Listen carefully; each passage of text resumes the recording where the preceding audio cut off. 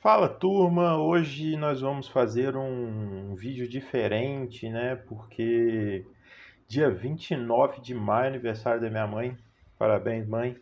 E eu não vou poder fazer live no horário que a gente costuma fazer, então eu resolvi gravar esse vídeo para conversar um pouco com vocês sobre um assunto que eu li nessa semana e que me deixou estarrecido esse assunto, né? Que foi a declaração de um economista de um banco de investimento, de um gestor, né, de um fundo de investimento, né, da Verde Asset.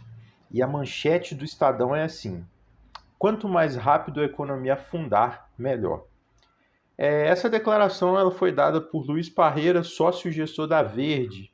E ele está comentando basicamente, né, do cenário econômico brasileiro no geral, especialmente em relação à inflação, e a tese dele básica é que o governo brasileiro ele precisa cortar gasto de forma urgente para a inflação abaixar, desde que, mesmo que isso signifique que a economia vá para o buraco. Essa é a opinião dele, né? E aí a declaração dele, ele fala o seguinte, abre aspas, é horrível dizer isso, mas quanto mais rápido a economia afundar, melhor. Essa foi a frase de Luiz Parreiras, respeitado gestor de multimercado e sócio da Verde Asset, durante um evento promovido pela Nord Research e patrocinado pelo BTG Pactual neste sábado, 25 de junho. O especialista discutiu no painel sobre inflação global e juros em alta junto com Carlos Voigt, sócio fundador da Capitalo, e Daniel Mota, sócio gestor do portfólio do BTG Pactual. Essa afirmação, foi feita vamos dizer assim, né, na esteira das notícias de que o governo Bolsonaro quer gastar mais, quer inflar mais alguns auxílios como medidas eleitoreiras para poder ganhar a reeleição. E ele fala, né, que o governo ele é sócio da inflação, no mesmo evento, né, ele fala que o governo é sócio da inflação. Em vez de tirar o estímulo, o governo ficou nessa coisa maluca de dar mais estímulo. O auxílio emergencial era para ser temporário e está cada vez mais permanente. O executivo continuou pisando no acelerador. A perspectiva fiscal dos últimos anos também é nebulosa. Parreiras não vê o presidente Jair Bolsonaro ou Lula dispostos a fazer restrições fiscais, o que alimenta a expectativa de o país ter que conviver com juros mais altos nos próximos anos. E aí, assim, isso me deixa estarrecido, porque, primeiro, eu entendo a crítica ao populismo eleitoral do Bolsonaro e eu concordo com ela. Eu acho que você ficar aumentando auxílio apenas em período eleitoral é realmente um absurdo. Você não pode ficar dando migalha para o povo, um povo em miséria, um povo com graves problemas financeiros em troca de voto. Só que a discussão aqui é muito mais ampla do que isso, porque ele parte, esse economista, esse gestor, né, ele parte de uma concepção que é profundamente dogmática sobre a questão econômica no Brasil. Eles partem de um pressuposto quase que religioso de que a inflação no Brasil ela é causada pelos gastos do governo. E isso não é verdade. O que os gastos do governo interferem, por exemplo, nos preços da Petrobras? Grande parte dessa inflação tem a ver com o aumento do preço dos combustíveis. E cortar gasto resolve isso? Então, assim, a gente precisa refletir sobre esse assunto, porque, igual esse rapaz, eles ficam reproduzindo um discurso profundamente dogmático para resolver qualquer problema. Então, o Brasil, é bom lembrar, o Brasil desde 2015 está em ajuste fiscal. O governo Dilma foi reeleita, a primeira coisa que a Dilma fez foi bater na porta do Bradesco para pedir um economista, que ela primeiro convidou o presidente do Bradesco e depois eles indicaram Joaquim Levy. Sabe quem foi Joaquim Levy?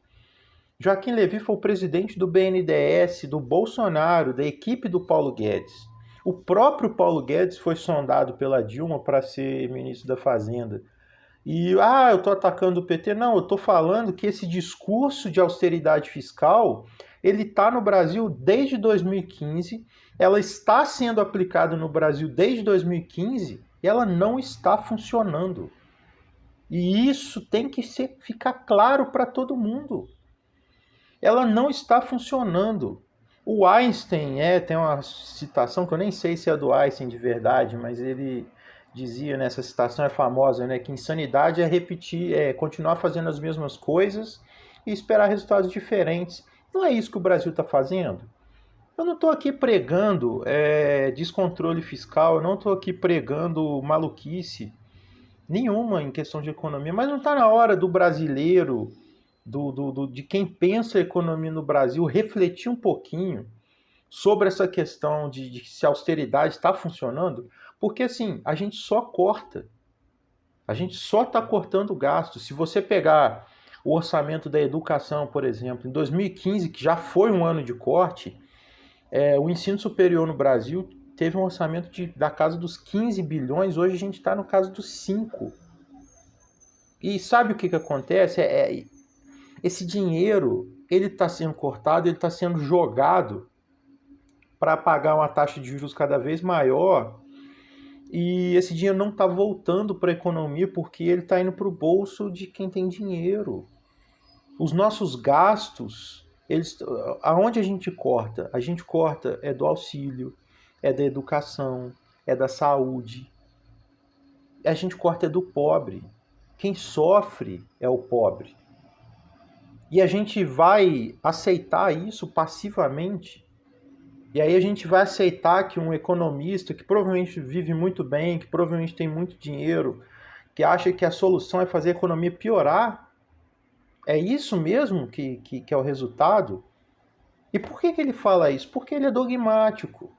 Ele parte de um raciocínio quase que religioso. Por que é quase que religioso? Então, uma indicação de livro que eu dou para vocês é uma indicação de um livro que chama Austeridade, a História de uma Ideia Perigosa.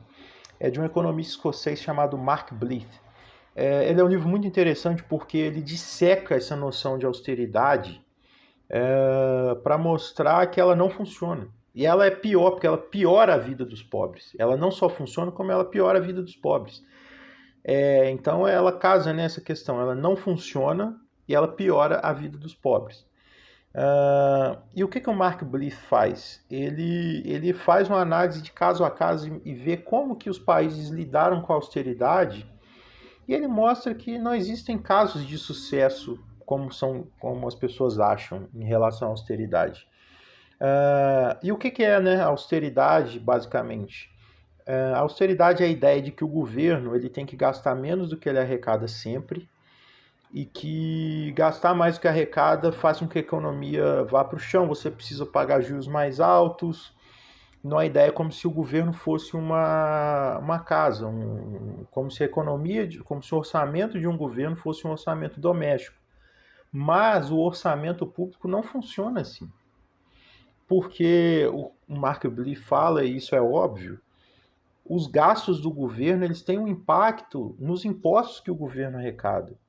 Então, por exemplo, se eu invisto na infraestrutura, se eu invisto na demanda da economia, eu garanto emprego para as pessoas, eu aumento a base produtiva da minha economia e eu garanto com que essas pessoas consumam mais. Em consequência, eu vou ter uma política que vai arrecadar mais imposto, porque as pessoas vão gastar mais. Então, a médio e longo prazo eu vou melhorar a situação fiscal do meu país. Só que esses economistas que advogam pela austeridade, eles advogam por uma política que é o contrário. Eu tenho que cortar tudo e aí, a partir do momento que eu corto, eu dou uma indicação para os agentes do mercado que o governo está fazendo o dever de casa, está mantendo as contas em dia.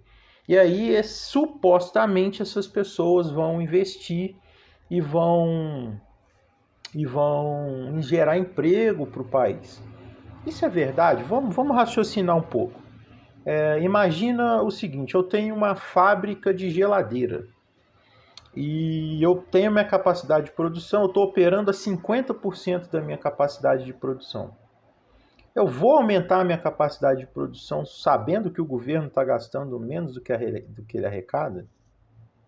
Ou eu vou aumentar a minha capacidade de arrecadação quando o consumo aumentar? Aí já é a primeira reflexão. Ah, mas não é assim que funciona. Sim, a lógica dos defensores da austeridade é de que o governo vai ficar com as contas em dia, ele vai atrair investimentos. Mas que investimentos? O que eles não te falam é que esses investimentos são agentes do capital externo que vão comprar títulos da dívida no Brasil para entrar dólar no Brasil, para nosso dólar abaixar e a inflação abaixar. Isso quando a gente está lidando num cenário de crise, quando nós não temos dólar, o que não é o caso do Brasil por conta da nossa grande reserva cambial. O que nós temos hoje é uma situação em que a economia brasileira está em profunda depressão, o desemprego, a fome, a miséria está batendo na porta dos brasileiros e as pessoas e certos grupos, certos economistas têm uma profunda insensibilidade social e um profundo dogmatismo em insistir em teorias econômicas e em concepções econômicas que não estão dando certo. Porque a realidade ela existe, independente do que as pessoas acham. Então a gente precisa ter um raciocínio menos dogmático. Se a gente tem que raciocinar. Olha, qual que é a solução para a economia? Cortar gasto. Funcionou? Não. Então qual que é a solução? Cortar mais? Até quando? A gente vai acabar com o salário mínimo? A gente vai acabar com os nossos programas sociais para insistir nessa insanidade? Ou a gente vai refletir e entender por que essa austeridade não está funcionando, por que a economia brasileira não está funcionando e como a gente pode superar isso em direção a uma nova forma de compreender a economia que garanta desenvolvimento, garanta emprego e que tenha como resultado o menor número de crises possível. Será que a gente consegue refletir sobre isso? Ou a gente vai ficar preso nesse dogmatismo que uma parcela muito grande da elite intelectual do Brasil, especialmente na economia, se colocou?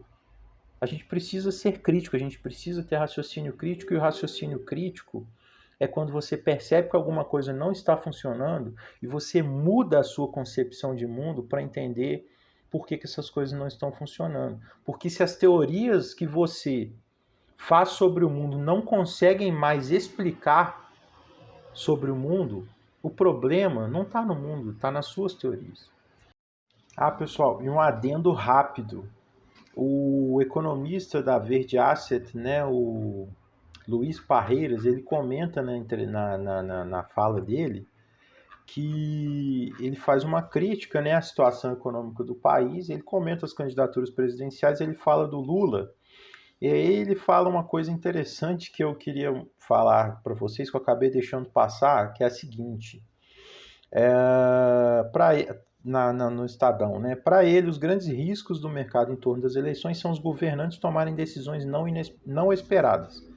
O maior risco é um Bolsonaro com o Ministério da Fazenda comandado pelo Centrão, ou seja, ele isola o Paulo Guedes e ele acha que o Paulo Guedes é o grande técnico que está fazendo um bom trabalho. Olha que coisa razoável. O problema é o Centrão. Já o risco do governo Lula é enveredar por um mercadante totalmente virado para a esquerda. E aí, eu vou passar para vocês um vídeo aqui sobre o mercadante defendendo a austeridade na época da Dilma, e aí vocês vão refletir se o mercadante é totalmente virado para a esquerda. É isso. Abração. Para manter o investimento, nós temos que reduzir o custeio. Nós estamos gastando 1/18 da verba de custeio do governo. Não temos um orçamento e estamos buscando austeridade fiscal para ajudar a reequilibrar as finanças públicas, manter a estabilidade e, com isso, mais rapidamente poder voltar a crescer, voltar a investir, voltar a ter boas parcerias públicos-privadas. Ajuste fiscal é agradável? Não. Ajuste fiscal é mais ou menos que nem no dentista. Ninguém quer, mas tem que ir. De vez em quando a gente tem que ir no dentista e tem que fazer ajuste fiscal, nós precisamos fazer. O presidente falou ontem que as concessões de infraestrutura estão garantidas para esse ano. Com que cronograma o governo está trabalhando com isso? Com qual cronograma? Concessão? Primeiro, é manter o grau de investimento. Porque se nós não mantivermos o grau de investimento, nós não atrairemos investimento externo para o Brasil. A parceria público-privada é o único caminho para nós acelerarmos os investimentos em infraestrutura. Se o Brasil organiza suas contas públicas, faz o ajuste fiscal, mantém o grau de investimento, parte desse recurso virá para o Brasil para alavancar o investimento em estradas. Nós temos concessões a fazer em rodovias, em ferrovias, novos aeroportos. Por isso que o ajuste fiscal também é importante para as concessões de infraestrutura, mantendo o grau de investimento do país. Eu recebi a semana passada com a equipe econômica uma das agências, Standard & Poor's, foi muito boa a discussão, mas é evidente para todo mundo, para o país, que nós precisamos fazer ajuste fiscal para manter o grau de investimento e atrair esses investimentos. Então, eu acho que nós estamos num caminho promissor, mas tem um ajuste fiscal que precisa ser feito e quanto mais rápido, mais eficiente e mais contribuirá para a retomada do crescimento. E tem um foco claro de austeridade, que eu acho que o governo está sendo bastante rigoroso em relação àquilo que é a sua competência. Nas despesas obrigatórias, essas medidas é que vão permitir cortar, porque o governo não tem autonomia para cortar despesas obrigatórias. Se nós aprovarmos essas medidas, nós vamos poder também gastar melhor as despesas obrigatórias para ajudar no ajuste fiscal.